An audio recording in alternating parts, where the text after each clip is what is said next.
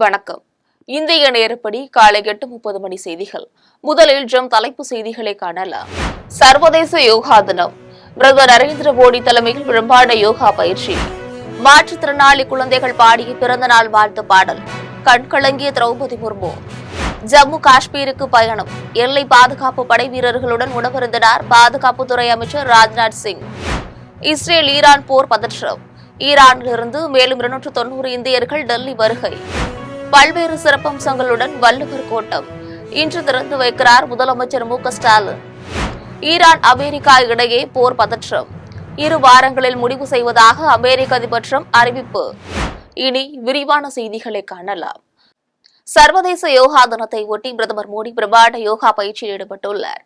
11வது சர்வதேச யோகா தினம் இன்று கொண்டாடப்படுகிறது. ஒரே பூமி ஒரே ஆரோக்கியம் என்ற கருப்பொருளில் உலகில் உள்ள 191 நாடுகளில் யோகா நிகழ்ச்சி நடைபெறுகிறது. இந்நிலையில் சர்வதேச யோகா தினத்தையொட்டி ஆந்திர பிரதேசத்தின் துறைமுக நகரான விசாகப்பட்டினத்தில் உள்ள ஆர்கே கடற்கரையில் பிரதமர் மோடி, ஆந்திர பிரதேச முதலமைச்சர் சந்திரபாபு நாயுடு உள்ளிட்ட பலரும் காலை 6:30 மணி முதல் யோகாசனத்தில் ஈடுபட்டு வருகின்றனர்.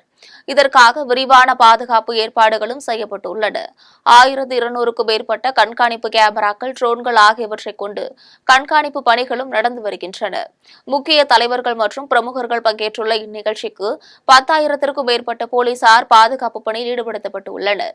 காலை 6:30 மணி முதல் இரவு 8 மணி வரை நடைபெற்ற இந்த நிகழ்ச்சியில் 3 லட்சத்திற்கும் மேற்பட்ட மக்கள் பங்கேற்றனர். கின்னஸ் சாதனை படைக்கும் வகையில் இந்த பிரம்மாண்ட யோகா நிகழ்ச்சி நடத்த திட்டமிடப்பட்டுள்ளது. தனது பிறந்த நாளில் மாற்றுத்திறனாளி குழந்தைகள் பாட்டு பாடி வாழ்த்து தெரிவித்ததை அடுத்து ஜனாதிபதி திரௌபதி முர்மு மேடையிலேயே கண் கலக்கினார். ஜனாதிபதி திரௌபதி முர்முவின் பிறந்தநாள் அன்று பிரதமர் மோடி உள்பட பல்வேறு அமைச்சர்கள், பல்வேறு முதலமைச்சர்கள் அவருக்கு வாழ்த்து தெரிவித்தனர். இதற்கிடையே ஜனாதிபதி திரௌபதி முர்மு உத்தரகண்ட் மாநிலத்திற்கு 3 நாள் பயணமாக சென்றுள்ளார். பார்வை குறைபாடுகள் உள்ளவர்களுக்கு அதிகாரம் அளிப்புக்கான தேசிய நிறுவனத்தை பார்வையிட்டார். இந்நிலையில் ஜனாதிபதி திரௌபதி முர்முவின் பிறந்தநாள் என்பதால் அவருக்கு அங்குள்ள குழந்தைகள் பாட்டு பாடி வாழ்த்து தெரிவித்தனர். இதை கண்ட ஜனாதிபதி முர்மு மேடையிலேயே கண் கலங்கினார். இச்சம்பவம் அனைவரையும் நிகழ்ச்சியில் ஆழ்த்தியது. ஜம்மு காஷ்மீருக்கு பயணம் மேற்கொண்டுள்ள பாதுகாப்புத்துறை அமைச்சர் ராஜ்நாத் சிங் எல்லை பாதுகாப்பு படை வீரர்களுடன் உணவருந்தினார். பாதுகாப்புத்துறை அமைச்சர் ராஜ்நாத் சிங் ஜம்மு காஷ்மீருக்கு பயணம் மேற்கொண்டுள்ளார். அங்குள்ள உதம்பூர் மாவட்டத்திற்கு சென்ற ராஜ்நாத் சிங் எல்லையில் பாதுகாப்பு பணியில் ஈடுபட்டு வரும் பாதுகாப்பு படை வீரர்களை சந்தித்தார். இந்த பயணத்தின் போது ராணுவ தலைமை தளபதி உபேந்திர திவேதியும் உடனிருந்தார். இந்த சந்திப்பிற்கு பின் ராணுவ வீரர்கள் மத்தியில் உரையாற்றிய ராஜ்நாத் சிங், நமது வடக்கு எல்லை பகுதியை பாதுகாப்பதில் உதம்பூர் மிகவும் முக்கிய இடத்தை பிடித்துள்ளதாகவும் இந்த சந்திப்பு மிகுந்த மகிழ்ச்சியை ஏற்படுத்தியதாகவும் தெரிவித்தார். பின்னர் பாதுகாப்பு படை வீரர்களுடன் ஒன்றாக அமர்ந்து உணவருந்தினர். ஆபரேஷன் சிந்து மூலம் ஈரானிலிருந்து மேலும் 290 இந்தியர்கள் டெல்லி வந்தடைந்தனர். இஸ்ரேலுக்கு எதிராக ஈரான் அணு ஆயுதங்கள் தயாரிப்பதாக குற்றம் சாட்டி கடந்த 13ஆம் தேதி ஈரான் மீது இஸ்ரேல் தாக்குதலை தொடங்கியது. ஈரானும் பதிலடி தாக்குதலில் ஈடுபட்டது. இஸ்ரேல் நடத்திய தாக்குதலில் ஈரானில் இதுவரை 585 பேர் உயிரிழந்துள்ளதாக அந்நாட்டு சுகாதாரத்துறை அமைச்சகம் தெரிவித்தது.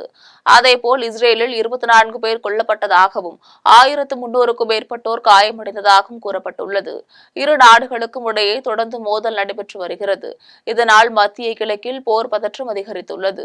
இதனால் ஈரானில் தங்கி கல்வி பயிற்று வரும் இந்திய மாணவர்களை மீட்க இந்திய தூதரகம் ஆபரேஷன் சிந்தூர் மூலம் நடவடிக்கை எடுத்து வருகிறது. முதல் கட்டமாக ஈரானிலிருந்து சுமார் 110 இந்திய மாணவர்கள் மீட்கப்பட்டனர். அவர்கள் வந்த விமானம் நேற்று முன்தினம் டெல்லி விமான நிலையம் வந்தடைந்தது. இந்நிலையில் ஆபரேஷன் மூலம் ஈரானிலிருந்து மேலும் 290 இந்தியர்கள் நேற்று நள்ளிரவு பத்திரமாக தலைநகர் டெல்லி வந்தடைந்தனர். பல்வேறு கண்கவர் நிகழ்வுகளை உள்ளடக்கி புதுப்பிக்கப்பட்டுள்ள வள்ளுவர் கோட்டத்தை முதலமைச்சர் மு.க.ஸ்டாலின் இன்று திறந்து வைக்கிறார். சென்னையில் அமைந்துள்ள வள்ளுவர் கோட்டம் கடந்த 10 ஆண்டுகளாக பராமரிக்கப்படாமல் இருந்ததாக புகார்கள் எழுந்தன. இதைத் தொடர்ந்து ரூபாய் 80 கோடியில் புனரமைப்பு பணிகள் நடைபெற்றன. திருவாரூர் தேர் வடிவில் 106 அடி உயரமுள்ள கல்தேர் ஒளி தொழில்நுட்பத்தில் மிளிரும் வகையில் அமைக்கப்பட்டுள்ளது. பல்வேறு சிறப்பம்சங்களுடன் புதுப்பிக்கப்பட்டுள்ள வள்ளுவர் கோட்டத்தை பொதுமக்களின் பயன்பாட்டுக்காக முதலமைச்சர் மு.க.ஸ்டாலின் இன்று திறந்து வைக்கிறார். மேலும் முதல் நிகழ்ச்சிக்காக முதல்வருக்கு மாற்றுத்திறனாளிகளால் நடத்தப்படும் பாராட்டு விழா நிகழ்வு நடைபெற உள்ளது. ஈரான் மீது நேரடியாக தாக்குதல் நடத்தப்படுமா என்பது குறித்து 2 வாரங்களில் முடிவு செய்வதாக அமெரிக்க அதிபர் டிரம்ப் தெரிவித்துள்ளார். ஈரான் அமெரிக்கா இடையேயான அணுசக்தி ஒப்பந்த பேச்சு கடந்த வாரம் தோல்வியில் முடிந்தது. இதையடுத்து ஈரான் மீது இஸ்ரேல் கடந்த 13ஆம் தேதி எதிர்பாராத தாக்குதலை துவங்கியது. இதில் அணுசக்தி நிலையங்கள், ஏவுகணை மையங்கள் சேதமாகின. முக்கிய தளபதிகள் பலர் துல்லிய தாக்குதலுக்கு பலியாகினர். ஈரானும் பதில் தாக்கி வருகிறது. கடந்த 8 நாட்களாக நடக்கும் சண்டையில் இஸ்ரேலின் முக்கிய நகரங்களான டெல் அவிவ், ஜெருசலேம், ரமாத்கன், ஹைபா, பெகர்ஷெபா ஆகியவை கடும் சேதமடைந்தன. மேலும் குடியிருப்புகள், எண்ணெய் சுத்திகரிப்பு நிலையங்கள் மட்டுமின்றி மிகப்பெரிய மருத்துவமனை மீது குண்டு வீசப்பட்டது. இதை போர் குற்றம் என கூறிய இஸ்ரேல் பிரதமர் பெஞ்சமின் நெத்தன்யாகு, பழி தீர்ப்போம் என கூறிய இஸ்ரேல் ராணுவம் ஈரானின் ஆராக் பகுதியில் உள்ள முக்கிய கனநீர் அணு உலையை தாக்கியது. இது மட்டுமின்றி நேற்று இஸ்ரேலின் 60 போர் விமானங்கள் ஈரான் எல்லைக்குள் நுழைந்து ஏவுகணை தயாரிப்பு ஆலைகள், ஈரானின் ராணுவ ஆராய்ச்சி நிலையம் ஆகியவற்றின் மீது குண்டு வீசியது. இந்நிலையில் நேரடி தாக்குதல் குறித்து அமெரிக்க அதிபர் டொனால்டு டிரம்ப் நேற்று அறிக்கை ஒன்றை வெளியிட்டார். அதில் அணுசக்தி திட்டம் குறித்து பேசுவதற்கு கணிசமான வாய்ப்பு இருப்பதால் இஸ்ரேலுக்கும் ஈரானுக்கும் இடையிலான மோதலில் அமெரிக்க ராணுவம் நேரடியாக ஈடுபடுமா என்பது குறித்து 2 வாரங்களுக்குள் முடிவு செய்வதாக கூறியுள்ளார். சர்வதேச யோகா தினத்தையொட்டி மாமல்லபுரத்தில் அமைந்துள்ள கடற்கரை கோவில், 5 ரதம் உள்ளிட்ட புராண சின்னங்களை இலவசமாக சுற்றி பார்க்க தொல்லியல் துறை இன்று அனுமதி அளித்துள்ளது. சென்னையை அடுத்த மாமல்லபுரத்தில் பல்வேறு புராண சின்னங்கள் உள்ளன.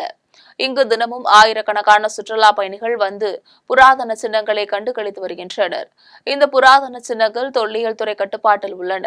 இந்நிலையில் சர்வதேச யோகா தினத்தையொட்டி செங்கல்பட்டு மாவட்டம் மாமல்லபுரத்தில் அமைந்துள்ள கடற்கரை கோவில், 5 ரதம் உள்ளிட்ட புராதன சின்னங்களை இலவசமாக சுற்றி பார்க்க தொல்லியல் துறை இன்று அனுமதி அளித்துள்ளது. வால்பாறை அருகே தாயின் கண்முன்னே 4 வயது சிறுமியை சிறுத்தை கவ்வி சென்ற சம்பவம் பரபரப்பை ஏற்படுத்தியுள்ளது. கோவை மாவட்டம் வால்பாறை அடுத்த பச்சைமலை எஸ்டேட்டில் பணிபுரியும் ஜார்க்கண்ட் மாநிலத்தைச் சேர்ந்த தொழிலாளியின் மகளை சிறுத்தை கவ்வி சென்றுள்ளது. வீட்டின் அருகே சிறுமி ரோஷினி குமாரி விளையாடிக் கொண்டிருந்த போது சிறுத்தை பாய்ந்து கவ்வி சென்றுள்ளது. இதை நேரில் கண்ட தாய் புகார் அளித்ததை அடுத்து வனத்துறையினர் சிறுமியை தேடி வருகின்றனர். சட்டவிரோதமாக கிரீஸ் நாட்டுக்குள் நுழைய முயன்ற 600 பேரை ஐரோப்பிய கடலோர போலீசார் கைது செய்தனர். ஆப்பிரிக்க நாடுகளில் நிலவும் பொருளாதார நெருக்கடியால் அங்கிருந்து ஐரோப்பிய நாடுகளில் குடியேற பலரும் விரும்புகின்றனர். இவ்வாறு சட்டவிரோதமாக குடியேறுபவர்களால் அங்கு சட்டம் ஒழுங்கு பாதிக்கப்படுகிறது. இதனையடுத்து எல்லையோர பகுதிகளில் ஐரோப்பிய நாடுகள் கண்காணிப்பை தீவிரப்படுத்தின.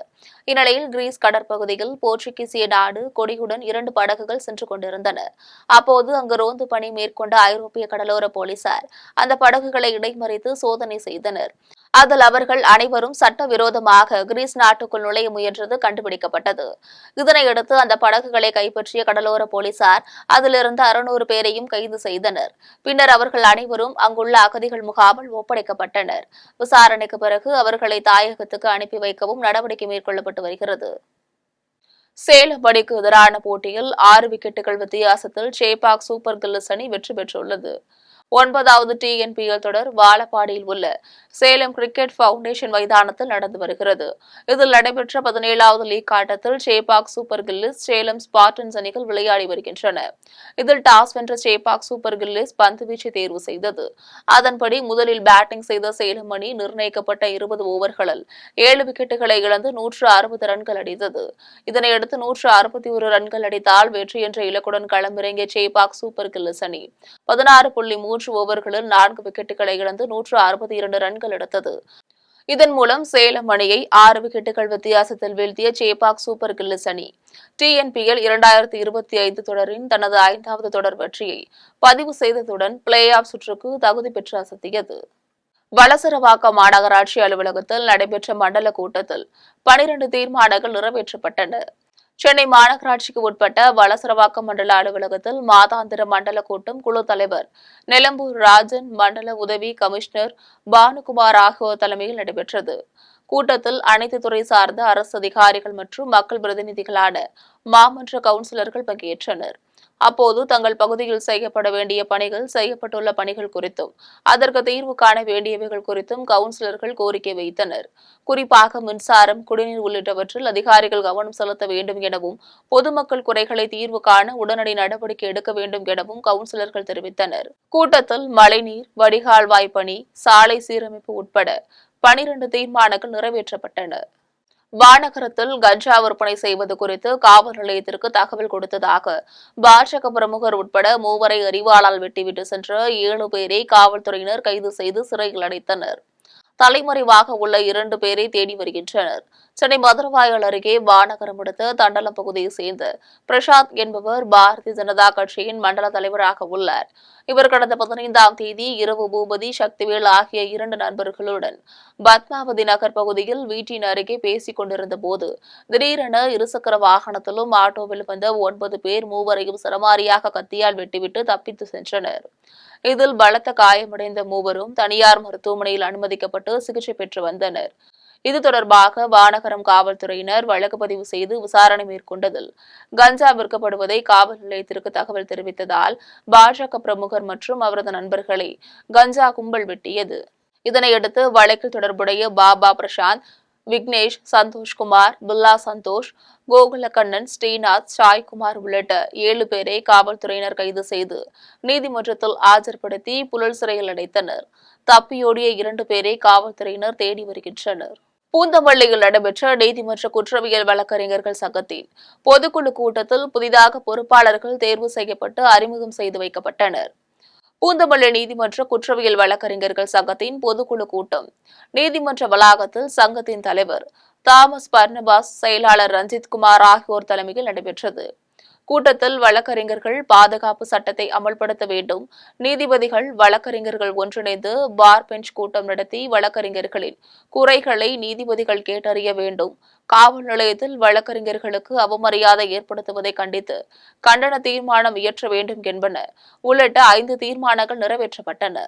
பொதுக்குழு கூட்டத்தில் பொருளாளர், நூலகர், இணை செயலாளர், துணைத் தலைவர் உள்ளிட்ட பல்வேறு பொறுப்புகளுக்கு நிர்வாகிகள் தேர்ந்தெடுக்கப்பட்டு அறிமுகம் செய்து வைக்கப்பட்டனர். இதில் குற்றவியல் வழக்கறிஞர்கள் சங்கத்தினர் மற்றும் மூத்த வழக்கறிஞர்கள் பலர் கலந்து கொண்டனர். குடியாத்தம் செட்டிக்குப்பம் கிராமத்தில் ரூபாய் 10 லட்சம் மதிப்பீட்டில் கட்டப்பட்டுள்ள புதிய நியாய விலைக் கடையை கேவி குப்பம் சட்டப்பேரவை உறுப்பினர் ஜெகன்மூர்த்தி திறந்து வைத்தார். வேலூர் மாவட்டம் குடியாத்தம் அடுத்த மேல் செட்டிக்குப்பம் கிராமத்தில் சட்டமன்ற உறுப்பினர் பொது நிதியிலிருந்து ரூபாய் 10 லட்சம் மதிப்பீட்டில் கட்டப்பட்டுள்ள புதிய நியாய விலைக் கடை திறப்பு விழா நடைபெற்றது.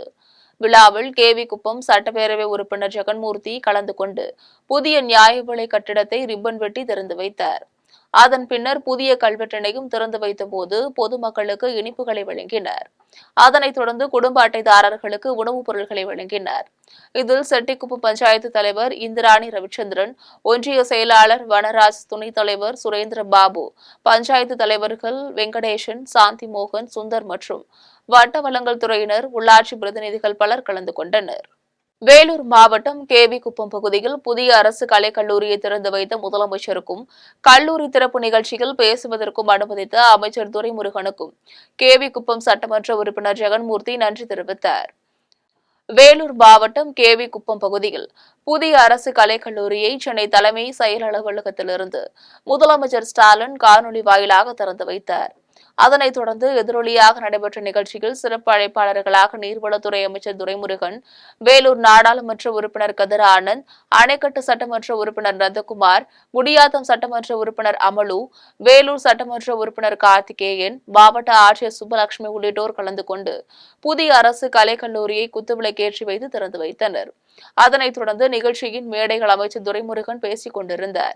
இதனிடையே கேவி குப்பம் சட்டமன்ற உறுப்பினர் ஜெகன்மூர்த்தி நிகழ்ச்சியில் கலந்து கொள்வதற்காக வந்தபோது அவரை அரசு அதிகாரிகள் வரவேற்றனர். நிகழ்ச்சியில் ஜெகன்மூர்த்தி பேசினார்.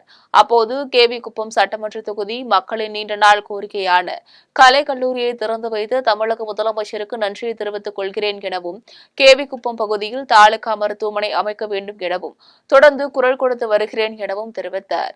மேலும் அமைச்சர் பேசிய பின்பு தன்னை பேச அனுமதித்த அமைச்சர் துரைமுருகனுக்கும் நன்றி தெரிவித்துக் கொள்வதாகவும் சட்டமன்ற உறுப்பினர் ஜெகன்மூர்த்தி தெரிவித்தார். தமிழக அரசு விளம்பர அரசாக உள்ளது எனவும் மக்களுக்கு நல்ல திட்டங்களை செயல்படுத்தவில்லை எனவும் சூலூர் சட்டமன்ற உறுப்பினர் வி கந்தசாமி தெரிவித்தார். இது தொடர்பாக சூலூரில் சட்டமன்ற உறுப்பினர் செய்தியாளர்களை சந்தித்து பேசினார்.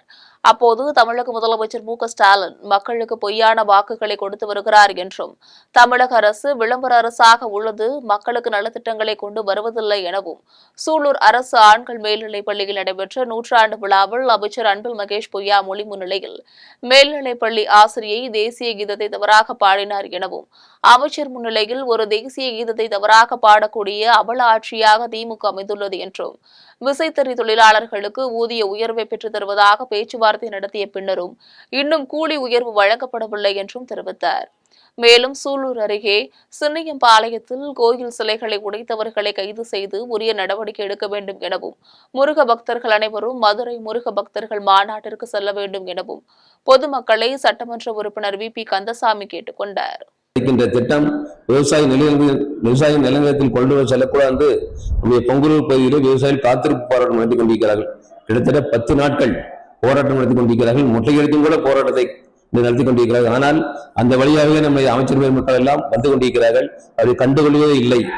நம்முடைய முதலமைச்சர் விவசாயிகளை பாதுகாவல் என்று கூறுகிறாருடைய விவசாய விரோத அரசாக இந்த அரசு திறந்து கொண்டிருக்கிறது என்பதை, எனவே உரிய நேரத்தில் உடனடியாக அந்த விவசாயிய கோரிக்கையை நிறைவேற்றக்கூடிய அளவு இந்த அரசு முன்னிருந்து மாவட்ட ஆட்சித்தலைவர்களும் அமைச்சர் பெருமக்களும் இங்கிருக்கின்ற அமைச்சர்களும் பொறுப்பு அமைச்சர்களும் உடனடியாக கோரிக்கையை நிறைவேற்றி கொடுக்க வேண்டும் என்று விவசாய சார்பாக நான் கேட்டுக்கொள்ள கடமைப்பட்டிருக்கின்றேன். வரும் 2026 தமிழகத்தில் பாஜக ஆட்சி அமையும் என்று திருவள்ளூர் அடுத்த ஒண்டிக்குப்பம் பகுதியில் நடைபெற்ற பாஜகவின் 11 ஆண்டு கால சாதனை விளக்க கூட்டத்தில் பாஜக முன்னாள் மாநில தலைவர் தமிழிசை சவுந்தரராஜன் தெரிவித்தார். திருவள்ளூர் அடுத்த ஒண்டிக்குப்பம் பகுதியில் உள்ள திருவள்ளூர் மாவட்ட தலைமை அலுவலகத்தில் மாவட்ட தலைவர் அஸ்வின் என்கின்ற ராதுசிம்மா மகேந்திரா தலைமையில் பாஜக அரசின் 11 ஆண்டு கால சாதனை விளக்க கூட்டம் நடைபெற்றது. கூட்டத்தில் சிறப்பு அழைப்பாளர்களாக பாஜக முன்னாள் மாநில தலைவரும் தெலுங்கானா முன்னாள் ஆளுநருமான தமிழிசை சவுந்தரராஜன் பங்கேற்றார். நிகழ்ச்சியை தொடர்ந்து தமிழிசை சவுந்தரராஜன் செய்தியாளர்களை சந்தித்து பேசினார். அப்போது தமிழகத்தில் தற்போது அசாதாரண சூழ்நிலை நிலவி வருகிறது எனவும், நேற்று முன்தினம் சூரியனார் கோவிலில் முதலமைச்சர் திறந்து வைத்த கட்டிடம் இடிந்து விழுந்தது எனவும், இதேபோல் விவசாய கல்லூரி மாணவர்களுக்கு கட்டிடம் இல்லாமல் கடந்த 3 ஆண்டுகளாக திருமண மண்டபத்தில் படைத்து வருகின்றனர் எனவும், பக்தர்கள் யாத்திரை செல்வார்கள், ஆனால் தமிழகத்தில் மருத்துவர்கள் தங்களது கோரிக்கைகளை நிறைவேற்ற சென்னைக்கு யாத்திரை சென்றபோது கைது செய்யப்பட்டனர் எனவும் தெரிவித்த அவர், 2026 தமிழகத்தில் பாஜக ஆட்சி அமையும் என்று தமிழிசை சவுந்தரராஜன் தெரிவித்தார். நல்ல ஒரு கண்காட்சியை ஏற்பாடு செய்திருக்கிறார்கள். அதற்கு மாவட்ட தலைவர் அஸ்வின் அவர்களுக்கும் அவரோடு இணைந்து பணியாற்றி கொண்டிருக்கின்ற நிர்வாகிகளுக்கு எனது வணக்கத்தை தெரிவித்துக் கொள்கிறேன், வாழ்த்துக்களையும் தெரிவித்துக் கொள்கிறேன். மரியாதைக்குரிய முதலமைச்சர் போய் தஞ்சாவூர்ல ஒரு கட்டடத்தை சூரியனார் பஞ்சாயத்துல திறந்து வச்சுட்டு வர்றாரு. அவர் வந்த உடனே அது இடிஞ்சு விழுந்துருது.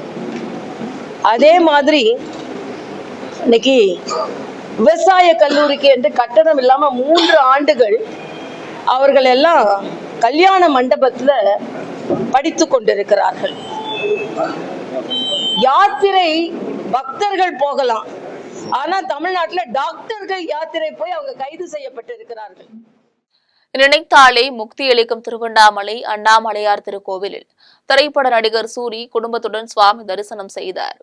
பஞ்சபூத ஸ்தலங்களில் அக்னி ஸ்தலமாகவும் நினைத்தாலே முக்தியளிக்கும் திருத்தலமாக விளங்கும் திருவண்ணாமலை அண்ணாமலையார் திருக்கோவிலில் சம்பந்த விநாயகர் சன்னதி, அண்ணாமலையார் சன்னதி மற்றும் உண்ணாமுலை அம்மன் சன்னதி உள்ளிட்ட பல்வேறு பிரகாரத்தில் திரைப்பட நடிகர் சூரி தனது குடும்பத்துடன் சாமி தரிசனம் செய்தார்.